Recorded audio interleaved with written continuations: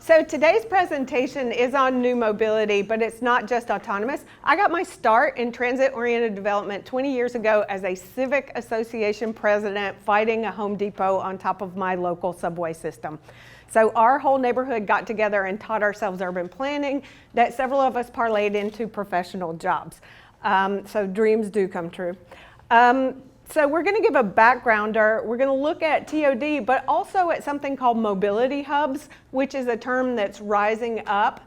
Any term that's rising up usually means that there will be grant dollars flowing from that hot new term. So I'm going to try and make sure everybody's up to date on those.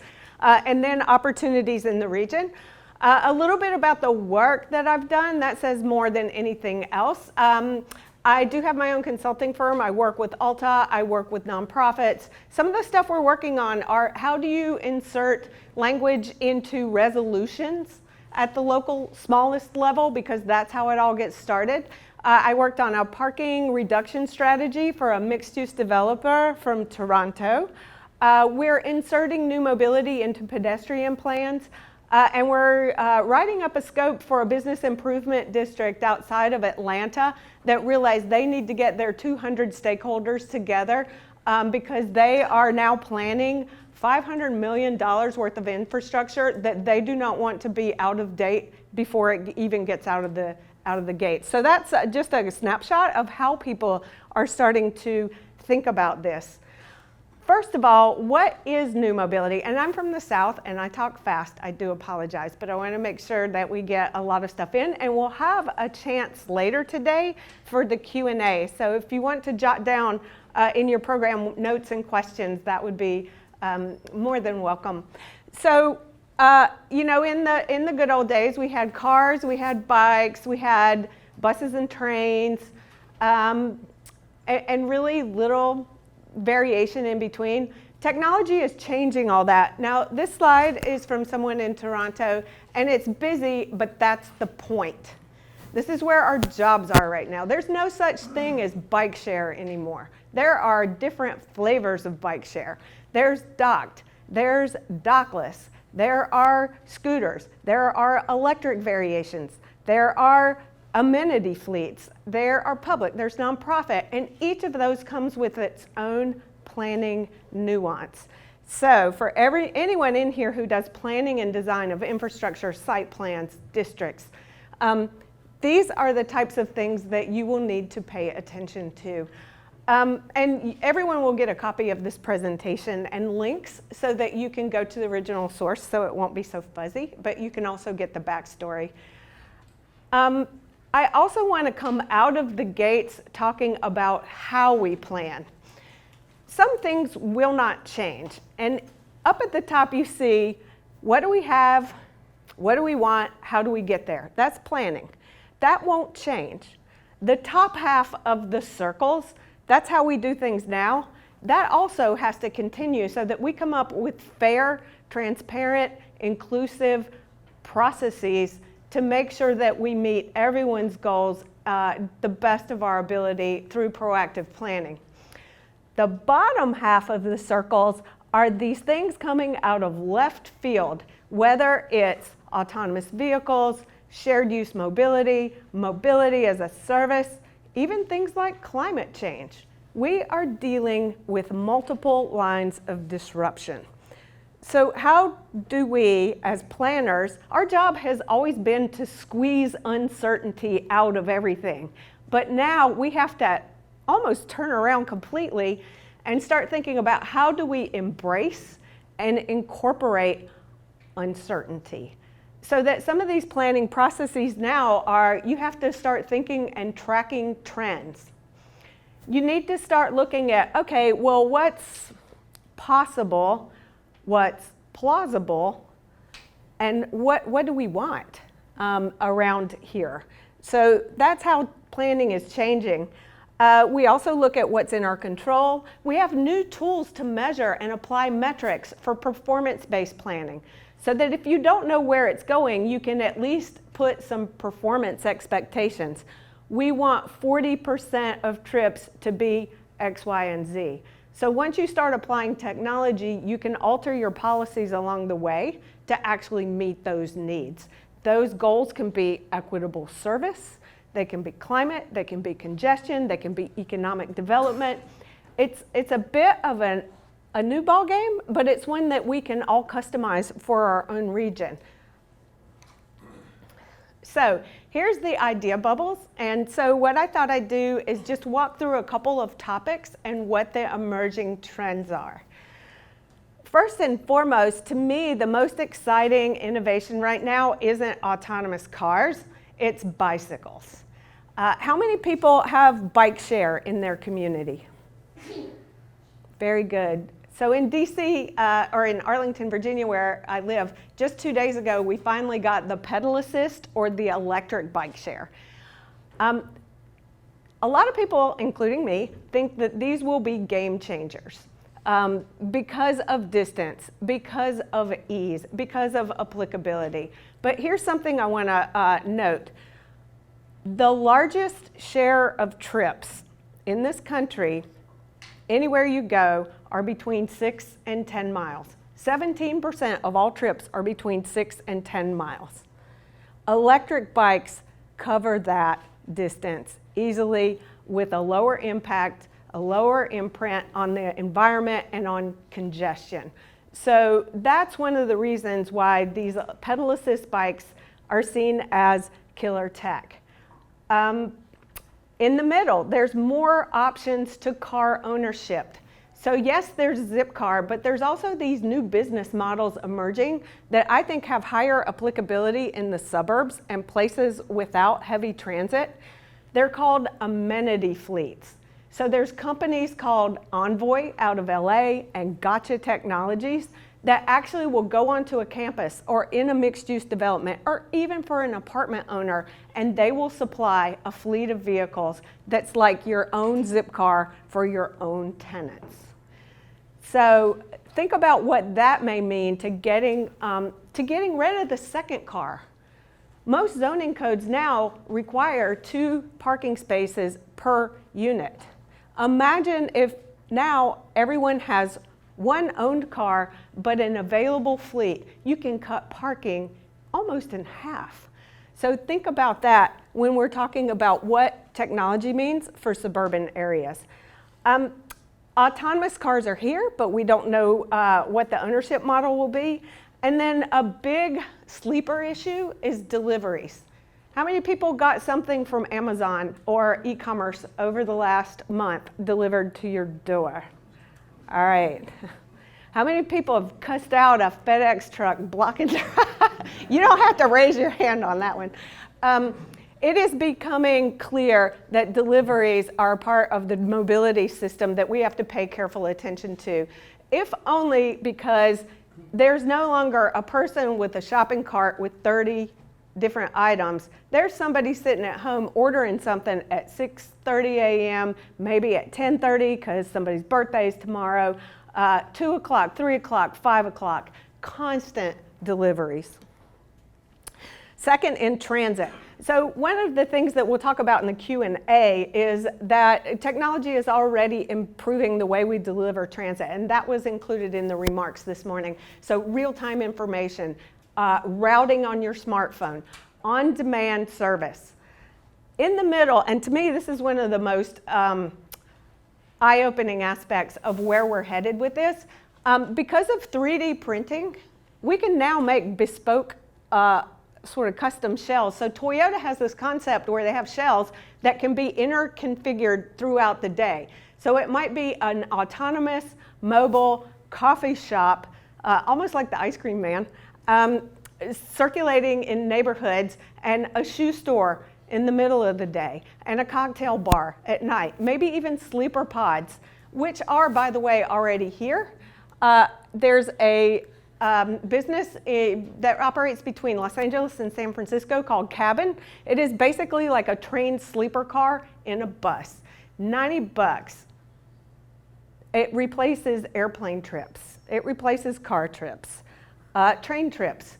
And think about what starts to happen when land uses migrate to vehicles and what that may mean for things like commercial property taxable real estate, what it might mean for congestion, what it means for how we collect different sorts of fees. And I think this is something the planning community has to really look for and get ahead of.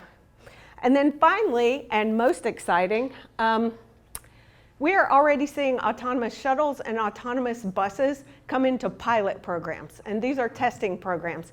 Switzerland just launched the first public autonomous vehicle on serving public routes. One thing to keep in mind as a region that looks for federal grants for transit, FTA is going to begin to sponsor 5 or so pilots for autonomous bus rapid transit and autonomous shuttles. And to me, the regions that start to lay that table, set that table for these grants are the ones that are going to be winners. And we can talk about that later today too. What does it look like to get ready to get some of these grants? And what does it look like? Do you even want one? Do you want to follow someone else? Do you think your neighbor wants one so you can see what's going on? But these are going to be economic development elements in the future if you can crack the new mobility, remove congestion, and figure out the TOD that works with these autonomous new gadgets. With deliveries, we talked a little bit about this. There's air and ground drones. So delivery bots, they're like coolers on wheels. They're being tested in San Francisco and DC. We are not testing air drones in DC because we have no fly rules, but other places are going to have swarms overhead. So what does that mean from a development perspective? We need to think about, we humans are programmed to swat at things that are buzzing over our head. So what does it mean for experience? We've got bicycles as part of the delivery fleet. So talking about autonomous, Amazon actually sees autonomous vehicles, autonomous drones, and people on bicycles. And you know why they're so excited about bicycles? They can't get hacked. You can't have a hacker take 2 drones and crash into each other. But they see it as part of the redundancy. And they're also lower impact, and people want to have a human face. So that's part of the portfolio. But it also means that cities will need to begin to design for cargo bikes. Again, those planning nuances that are coming into play. Kroger is going to be delivering groceries. They announced that. This bubble right here, this third one over, I added that yesterday. That's how fast things are moving. And then Virgin Atlantic over in London wants to build a hyperloop underneath the city, but for packages.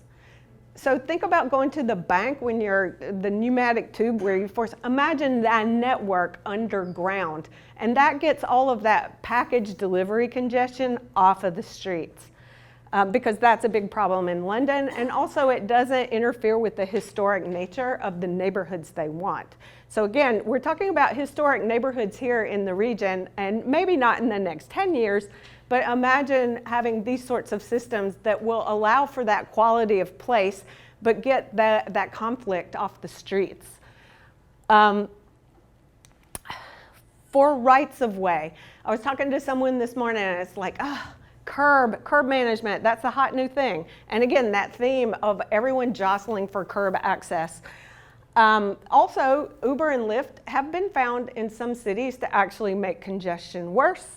So now a lot of cities are eyeballing how do we bring transportation demand management to our curbsides. There's increased competition for space. Let's think about placemaking and TOD. So much of the placemaking value is making the public realm inviting, having a lot of things in the public realm. But what happens when you've got all these people competing for their own little space on the sidewalk? Cafes, signage, utilities, smart city utilities, delivery bots, stormwater management, the list goes on. So we're going to have to start looking at demand management for sidewalks. And then finally, with networked districts, thinking about the future of energy and water and everything that flows. What does it look like to have TOD, where so much of what's going on is the next generation of very climate-friendly heating, air conditioning, water control, water collection, that sort of thing. So a lot of what we have to plan for is more underground sorts of things. And then parking. Parking is the 800-pound gorilla in the room, no matter what kind of development you're talking about. And so a lot of the advising I've been doing is looking at how to use technology and good design to reduce that footprint of parking, or at least the impact. Summit, New Jersey had a commuter rail line that was running out of parking space. They were going to spend $10 million on a garage. They decided instead to partner with Lyft and Uber to have on-demand subsidized rides, almost the same price as parking, to alleviate the need for that garage. Part of that is that bond rating agencies are now beginning to question and maybe even downgrade parking structure bonds, just because they don't think with autonomous and shared use, the bondholder will be able to repay over the 30-year life of the bond. That's already happening. Los Angeles and Chandler, Arizona are already putting in new designs into their zoning codes to think about shared use and autonomous.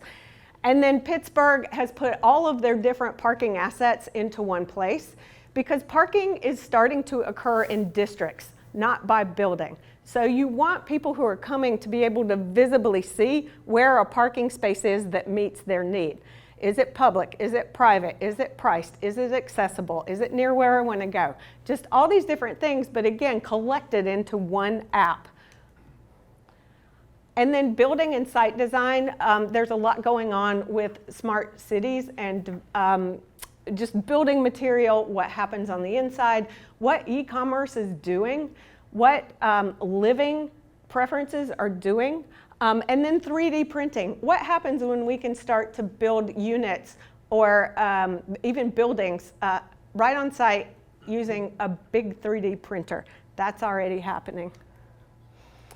And then putting it all together, the big lesson out of today is whether there's a driver or not, land use, infrastructure, and transportation are still interlinked. It still matters.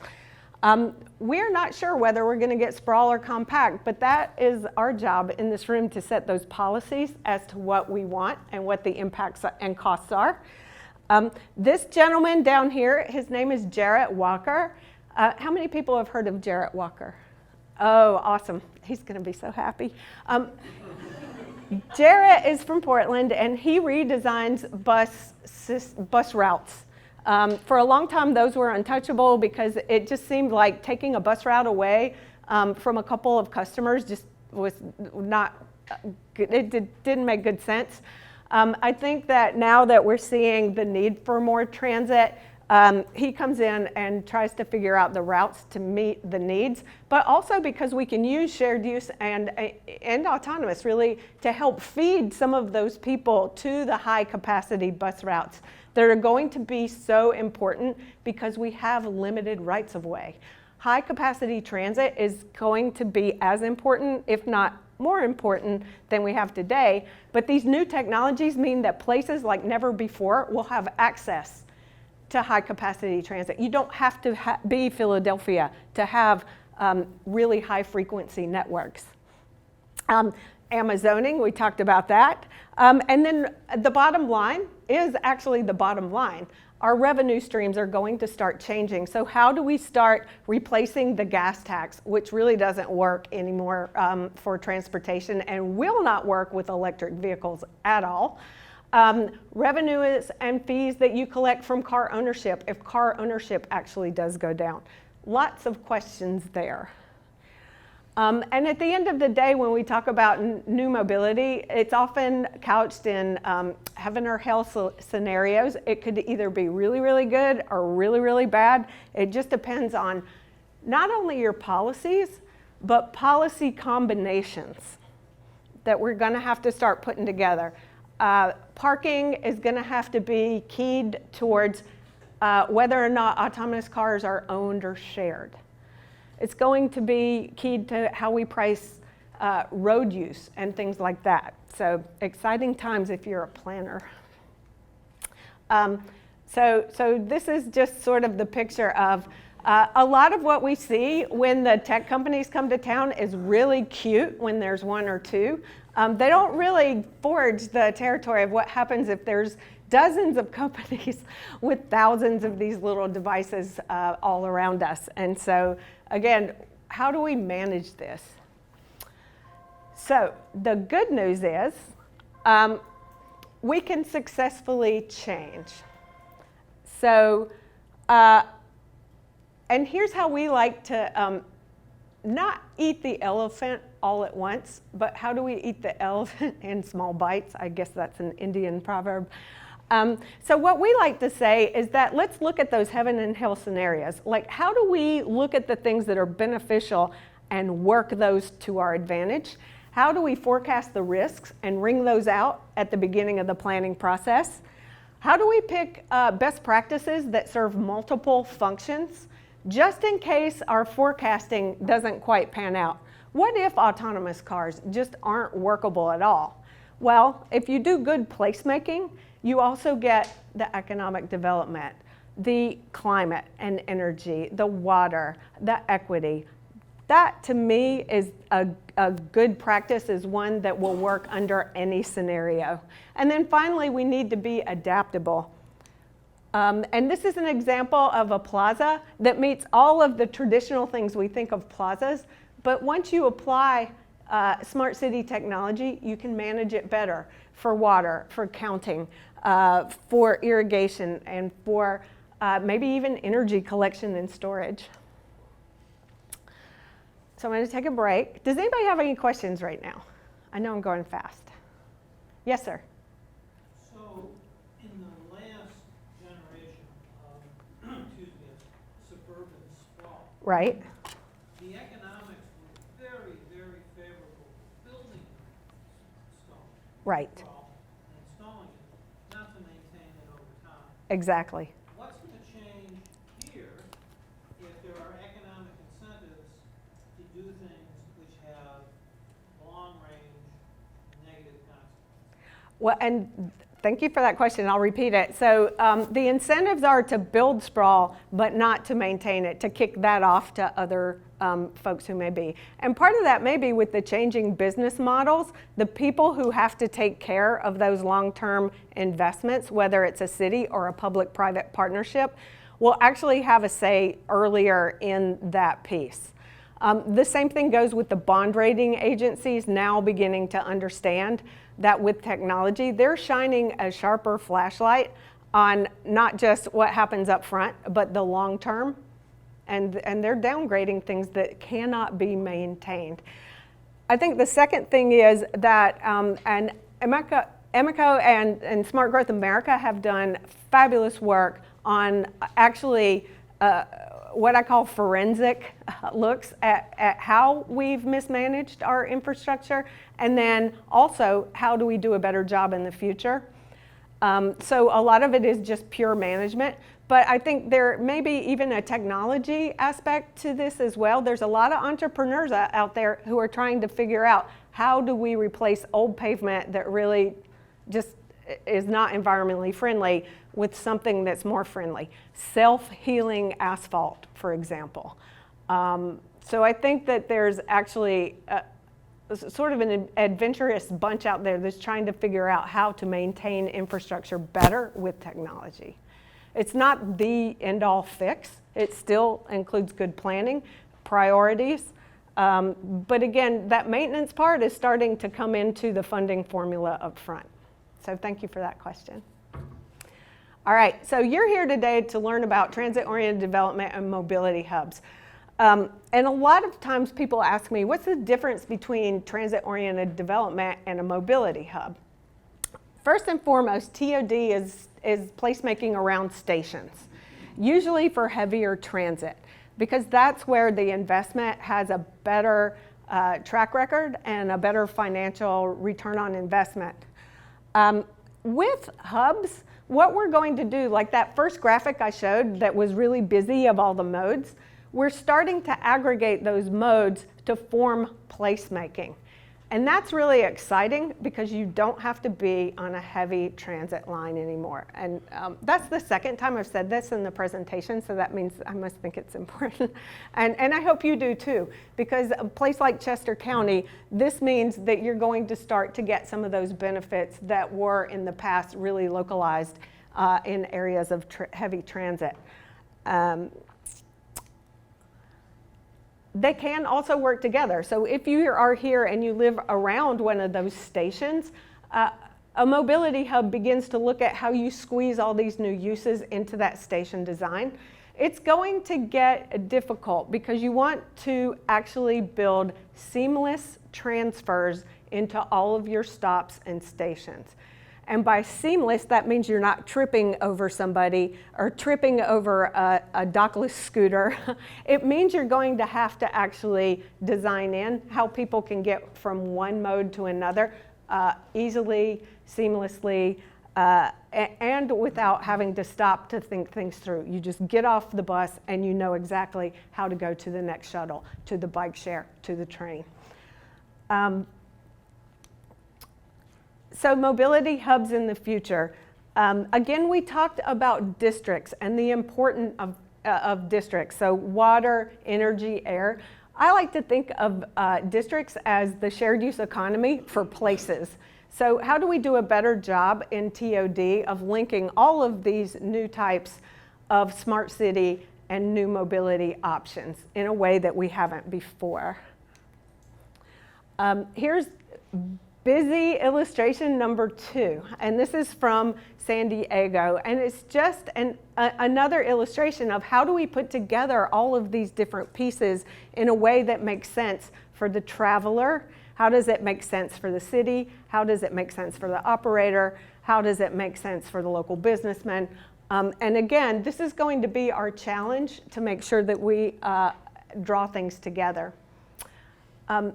So what does it look like in a better looking image? And this is actually a mixed use development in San Mateo, California, where they have 2 types of mobility hubs. The first one here with the red dot, they have placed their mobility hub in the center to serve their buildings. That has pros and cons. So it has advantages because all of a sudden you're serving all these people here instead of going out to the street. But if you're the transit provider, it means you have to come off of the corridor to come into the mobility hub. So that's just an illustration of some of the challenges we may have. On the other side, with smart technology, the bus can route inside and have all of the green lights, and actually that variation from the path may take only a couple of seconds. It could be much smoother than we see today. The other mobility hub here, if you go to CVS now, if you go to 7-Eleven, inside the door they have grab and go, right? So you can get a sandwich, you can get a salad, that sort of thing. It's a new way of just getting something quickly. Now imagine that for bicycles and cars and mobility, where you come down into the lobby of the building and there are scooters, there are bikes, there are cars. You come down, you grab it, you go. So it's not just a planning facet, it's an architecture facet as well. And a lot of people think that autonomous cars are going to make lobbies the new hot piece of your architecture, more than they are now. And it's because people are going to be entering on the lobby rather than in the basement where they park their car and get out and come up. So architecture and planning for this mobility that is on demand and on the go. I'm going to save the streets piece for the second keynote, but I did want to also illustrate how technology is going to affect complete streets, which is super hot right now, just so that we can start to balance the different modes on a limited right-of-way. Smart pavement, smart city technology, mode priorities are still a big thing, and then coordinated infrastructure, so that the bus stop is coordinated with the smart city technology, is coordinated with multiple travelers. Curbs and sidewalks. First and foremost, we talked about that growing demand, so sidewalk demand management has got to become a thing. Pickup and drop-off zones for Uber, for Lyft, for e-commerce are a thing. And then how do we plan digital infrastructure? So if you're a private sector developer here, or if you're a public works engineer, heads up, there's going to be a lot more stuff in the public right-of-way, and there's also companies that are trying to figure out how to do that better, more efficiently. So for example, instead of having multiple lines underneath the sidewalk, there's a company that's building it all into handicap accessible ramps so that you pop it up, and if something's broken, you fix it right there and it pops right back down. Again, this is what a lot of these technology companies are starting to think of, and we just better gut check it so it makes sense for taxpayers and ratepayers, and so that maintenance piece is thought of at the very beginning. Parking in the future, this is a little bit futuristic. It's from Arrow Street. This was for a competition where you start to look at the different floors of a building a little bit differently. The takeaway from this image is that rooftops are going to be a very important part of our mobility system, especially for drones. Less sexy is a project I worked on where actually we were held to today's oversupply of parking for a community center. So what we did is we split the site plan into phases. We redid some parts. We got a little bit of a reduction because we put the pickup and drop off here in the very Lyft pink pickup and drop off zone, bike amenities, and a new bus stop. This right here is basically a land bank so that as parking needs go down, as we think they will, that will hold the phase 2 of the development. So again, it's adaptable, it's in phases, it considers technology and the users. Here's what I talk about, and I did know that there would be several private sector developers here, so I wanted to make sure that I took my .gov hat off just for a second and started looking at the buildings and building designs and what your role is going to be in new mobility. It's no longer just parking. It's no longer just maybe a zip car outside on the street a block away. There are all sorts of different things that are amenities now for baby boomers, for millennials, even for people with kids. So that you start having vehicle charging, the amenity fleets, the bike rooms, the showers. Again, it's all travelers all the time. Let me go back here. So the delivery on the roof, there are developers now who are already starting to think about flying drones. That's a ways away, but people are already thinking about it. Just wanted to point that out. For apartment buildings and even office buildings, architects are starting to build in balconies for drone delivery with all of those package delivery. And the reason is you no longer have to have that gigantic package storage room and you cut out the middleman. The drone takes the package to the balcony of apartment 603. So just keep that in mind as well. Buildings of the future, the grocery store. Light bulbs went off when Amazon bought Whole Foods. It was a real estate play. And so now you've got, my Whole Foods has a bar and music nights. They're going to install electric vehicle charging.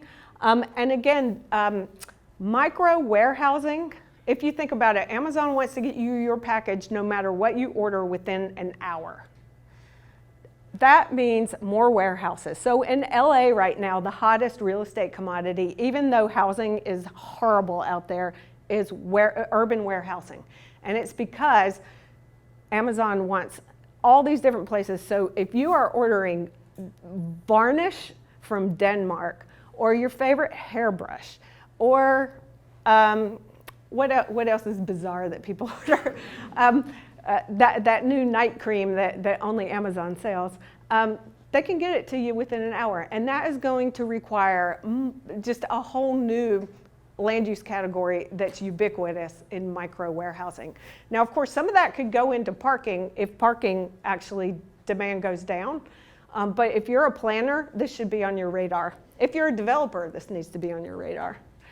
So for Chester County, how am I doing on time? I feel like I'm running over.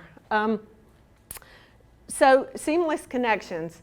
From Columbus, Ohio, this was their application that they won for a smart city competition, and they're looking at commuter rail and what it looks like with smart cities.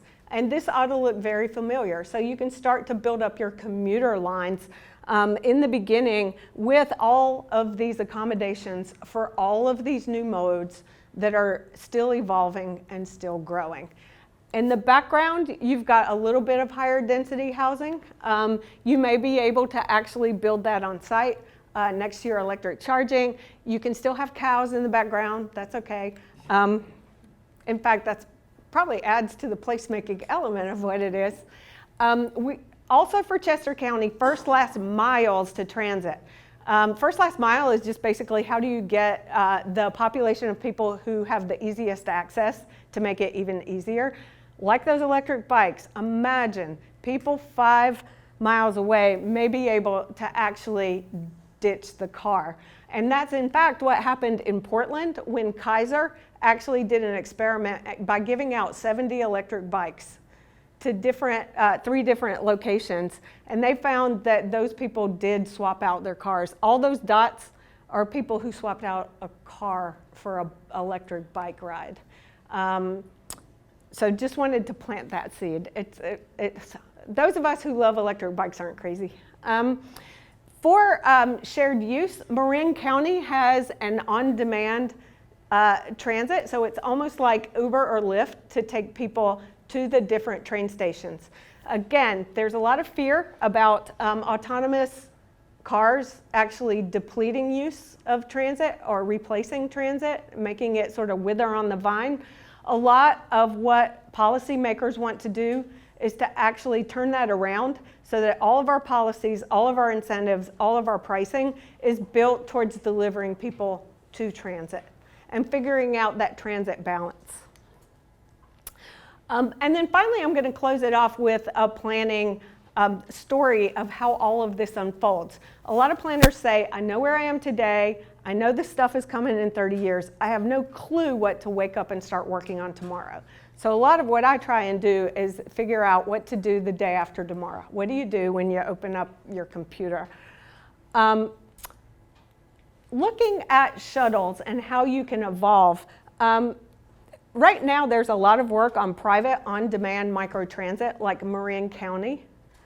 That can be a first step towards autonomous, but again, it's trying to get more people on more shared use and use technology to make it seamless so that what may seem cumbersome with a van pool right now is the go-to way to get to work in a couple of months or years. Then what you can do is you can start to look at some of this autonomous shuttle technology at where it's working. It's in Las Vegas right now. It's on the University of Michigan campus. We can learn from them and figure out what routes in Chester County make sense.